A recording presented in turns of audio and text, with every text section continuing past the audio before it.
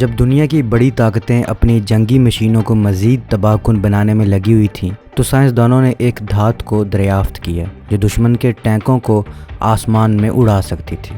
گولی مارنے پر نہ صرف دشمن کے بختر بند گاڑیوں کو چیر سکتی تھی بلکہ ایسی آگ لگا سکتی تھی جو دشمن کے حوصلوں کو بھی خاکستر کر دے۔ اس دھات کا نام تھا ڈپلیٹڈ یورینیم۔ یورینیم ایک قدرتی دھات ہے جو نیوکلیر فیول یعنی ایٹمی ایندھن بنانے کے لیے استعمال ہوتی ہے۔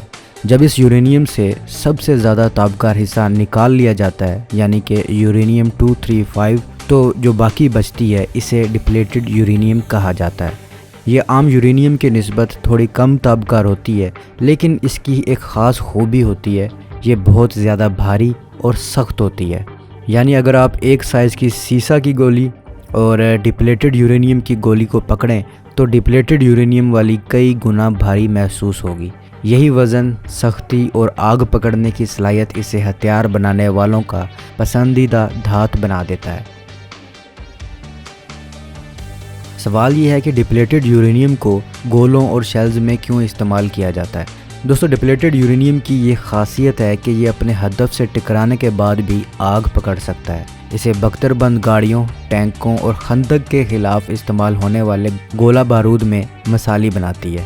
جب یہ گولی یا شیل دشمن کے ٹینک سے ٹکراتی ہے تو نہ صرف اس میں سوراخ کرتی ہے بلکہ ایک آگ بھڑکاتی ہے جس سے ٹینک کے اندر بیٹھے سپاہی بھی جل سکتے ہیں۔ اور مزے کی بات یہ ہے کہ یہ دھات اتنی سخت ہے کہ ایک عام لوہے یا سیسے کا گولہ جسے نہیں توڑ سکتا وہاں ڈپلیٹڈ یورینیم کام کر جاتا ہے۔ ڈپلیٹڈ یورینیم اسلحہ بنانے والے ملک میں امریکہ سب سے پہلے اور سب سے زیادہ استعمال کرنے والا ملک ہے۔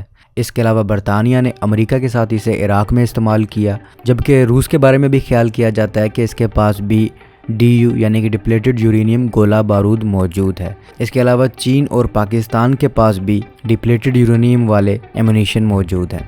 ڈپلیٹڈ یورینیم شیلز کی آپریشنل ہسٹری کے بارے میں بات کی جائے تو خلیجی جنگ یعنی کہ گلف وار میں امریکہ نے عراق کے خلاف ہزاروں DU شیلز استعمال کیے جنہوں نے ٹینکوں کو چیر کے رکھ دیا۔ عراق جنگ 2003 میں بھی امریکہ اور اتحادی افواج نے دوبارہ DU گولہ بارود کا استعمال کیا۔ اس کے علاوہ 1999 کی کوسوو کی بمباری میں بھی نیٹو نے سربیا کے ٹینکوں کو تباہ کرنے کے لیے ڈپلیٹڈ یورینیم کا استعمال کیا۔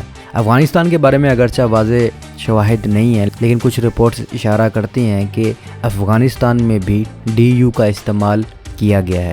اس کے علاوہ حالیہ برسوں میں اطلاعات آئی ہیں کہ یوکرین کو برطانیہ کی طرف سے DU گولہ بارود فراہم کیا گیا ہے تاکہ وہ روسی ٹینکوں کا مقابلہ کر سکے۔ اگر اس کے اثرات کی بات کی جائے تو ڈپلیٹڈ یورینیم کا استعمال پر دنیا بھر میں تنازع رہا ہے۔ اس کا تابکار ہونا ایک لمبے عرصے تک زمین اور فضا کو آلودہ رکھتا ہے۔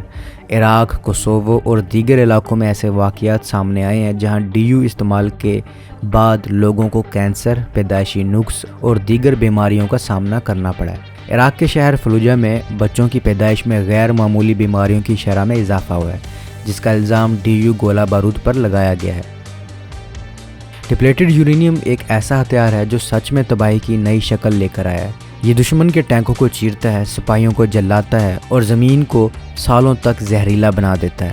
طاقت کی اس دوڑ میں جہاں ایک طرف ملک اپنی حفاظت اور برتری چاہتے ہیں وہیں دوسری طرف عام لوگ، بے گناہ شہری اور آنے والی نسلیں اس کی قیمت چکاتی ہیں۔ کہا جاتا ہے کہ جنگ صرف میدان میں نہیں، انسانوں کے جسموں اور زمین کی گہرائیوں میں بھی لڑی جاتی ہے، اور ڈپلیٹڈ یورینیم اس خاموش جنگ کا سب سے خاموش لیکن مہلک ہتھیار ہے۔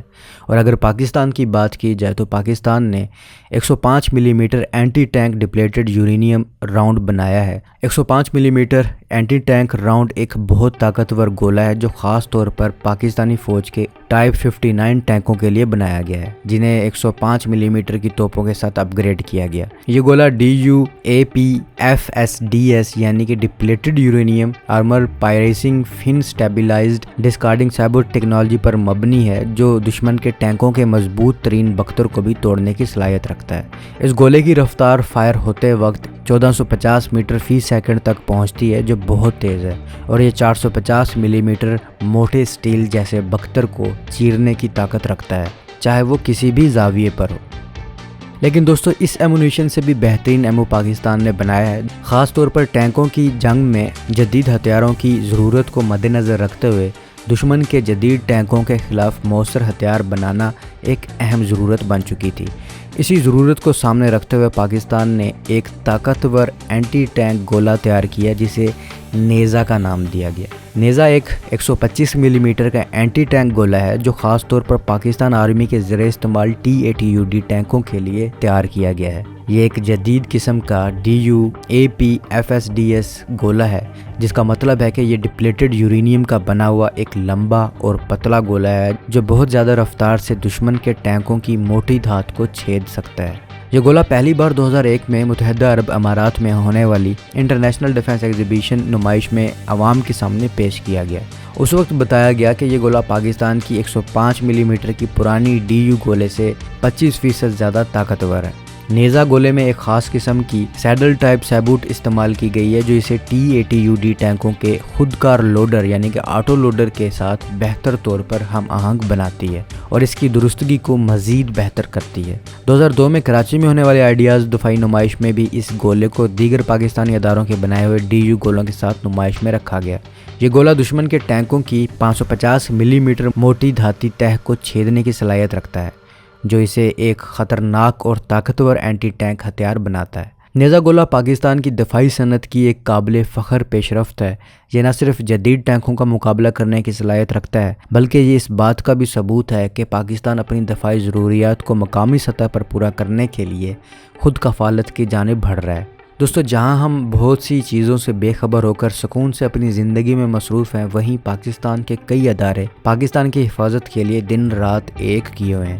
انہی میں سے ایک ادارہ نیشنل ڈیفنس کمپلیکس بھی ہے۔ یہ وہی ادارہ ہے جس نے نیزا جیسے راؤنڈ بنائے ہیں اور اس کے علاوہ اس ادارے نے بابر، نصر، شاہین 1 اور 2 جیسے میزائل بھی بنائے ہیں۔ یہ بات ہے 1990 کی جب پاکستان میں دفاعی ٹیکنالوجی کے میدان میں آگے بڑھنے کی شدید ضرورت محسوس کی جا رہی تھی۔ اس وقت پاکستان اٹامک انرجی کمیشن کے چیئرمین منیر احمد خان نے ایک خواب دیکھا، ایک ایسا ادارہ قائم کیا جائے جو زمین، فضا اور سمندر کے لیے جدید ہتھیار اور میزائل سسٹم تیار کر سکے۔ اسی خواب کو عملی جامہ پہنانے کے لیے اسپیشل ڈیولپمنٹ ورکس نامی ایک ونگ کو نئے ادارے میں ڈھالا گیا جسے نام دیا گیا نیشنل ڈیفنس کمپلیکس۔ اس اہم ادارے کی قیادت سونپی گئی ایک جرری اور سائنس کے ماہر شخص کو جس کا نام ہے ڈاکٹر سمر مبارک مند۔ وہ اس کے پہلے ڈائریکٹر بنے اور بعد میں DG کے عہدے پر فائز ہوئے۔